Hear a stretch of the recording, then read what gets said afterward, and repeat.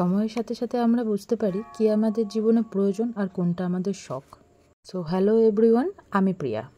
তাই আজ নিতে এসেছি নিত্যদিনে চলার সাথী। আজ থেকে এটাই ভেবে ভালো লাগছে যে আমাকে রাস্তায় ঘন্টার পর ঘন্টা বাস, ট্রেন, অটোর জন্য ওয়েট করতে হবে না, ইভেন কাউকে। তাই কিছু ট্রানজ্যাকশন প্রসিডিওরের পরে আমি তাকে নিয়ে চলে যাই আবারও মায়ের বাড়ি। আমি তো ভীষণ খুশি যে লাইসেন্স আমার থাকুক চাই না থাকুক, আমি গাড়ি কিনে ফেলেছি। এবার আমি রাস্তায় নিয়ে গাড়ি নিয়ে উড়বো। কিন্তু অবাক একটা ব্যাপার এটাই যে সবাই বাড়ি আসার পরে কংগ্রাচুলেশন দিচ্ছে যে না, তুমি আমাকে ফিল করাচ্ছে যে না ভালো করেছিস, এটা দরকার ছিল, খুব সুন্দর হয়েছে।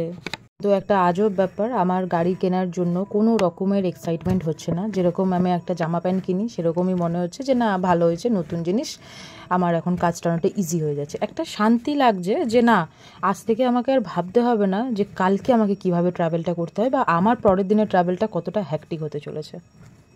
কেনার পর আমি রিয়েলাইজ করলাম যারা আমার সাথে থাকে, মানে যারা আমার সাথে জড়িত, তাদের যে খুশিটা আমি বুঝলাম। যে ইভেন আমি রিয়েলাইজ করলাম যে টাকা পয়সা কম থাকলেও অসুবিধা নেই, আমি এই মানুষগুলোকে অ্যাচিভ করেছি।